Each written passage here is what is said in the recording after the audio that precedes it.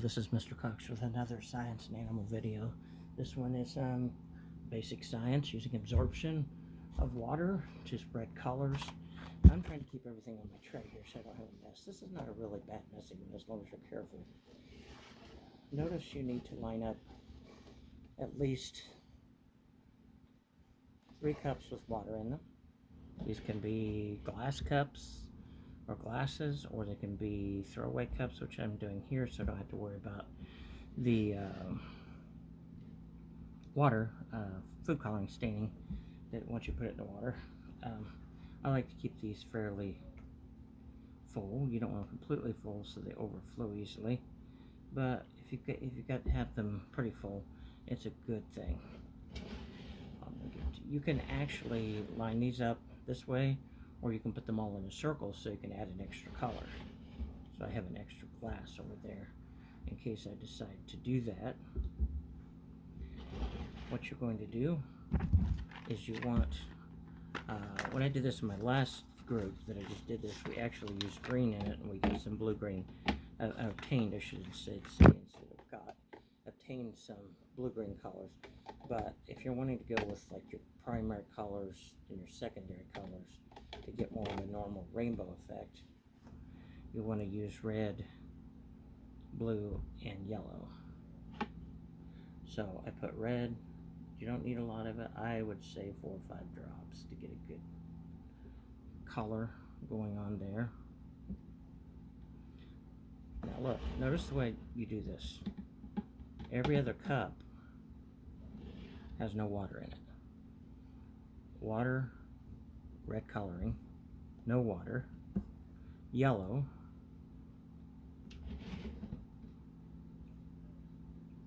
you might want to put a little more yellow. Yellow's not as strong in the food coloring, I find, as some of the other colors, so I put quite a bit of yellow in there.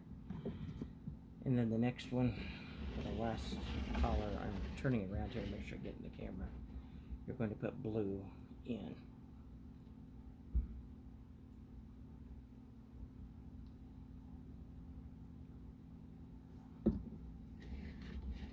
So what happens is blue and yellow make orange, blue and yellow make green. I think I said backwards. Red and yellow make orange, blue and yellow make green. Now how am I going to get the water to walk? This takes 2 or 3 hours for it to actually complete. Of course, if you leave it set overnight, you get a really good completion. I'm going to do this. There's different ways I could do it. I could edit it and show you the final thing. But right now, I'm just going to make a short video of how you do this, and I'll come back and make a short video of the outcome. Keep my water cleaned up. Then you'll need to just take some just basic paper towel. Doesn't matter if a little piece is missing. You fold it like this. Then you make a U bridge with it. Like that.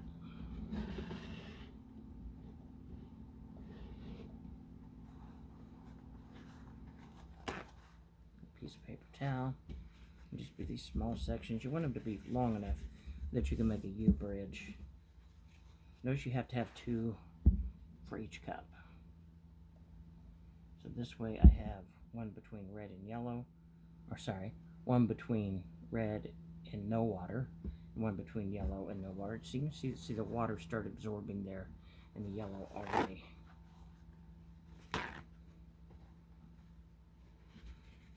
This is most people can do this experiment. Yeah, kids can do it. Even small kids, if you explain it to them and help them without a problem. Then I'm going to put a little bridge of paper towel between the yellow and the empty cup. Then I'm going to put one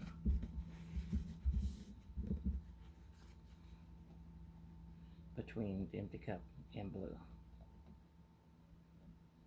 Like I say, if I had more room on the tray, I could set them out on the table and make a circle of it, or I could make it longer. But what I want to do here, I'm going to take an extra cup.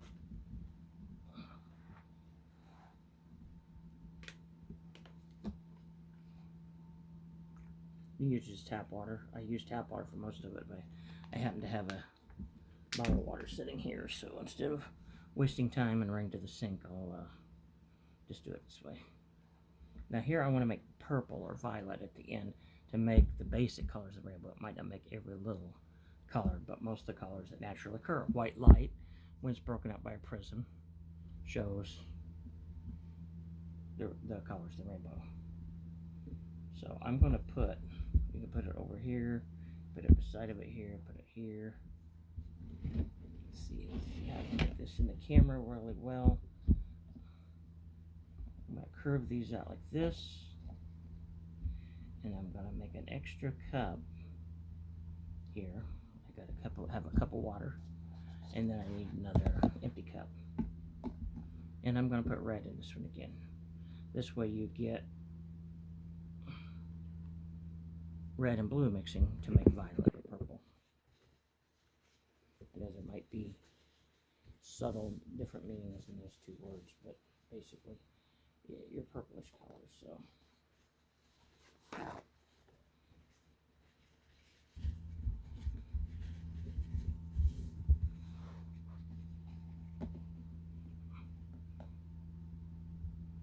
we go. I'm going to turn this around so you can kind of see what I have here. Red, water, empty cup, yellow water, empty cup, blue water, empty cup, and another red water with an empty cup between the red and the blue. And you can see it's already starting to absorb here, and what you'll get is the water will walk or move through the paper towel through absorption, and it will take the color with it. This could also be used for some of your basic diffusion models for biology and chemistry.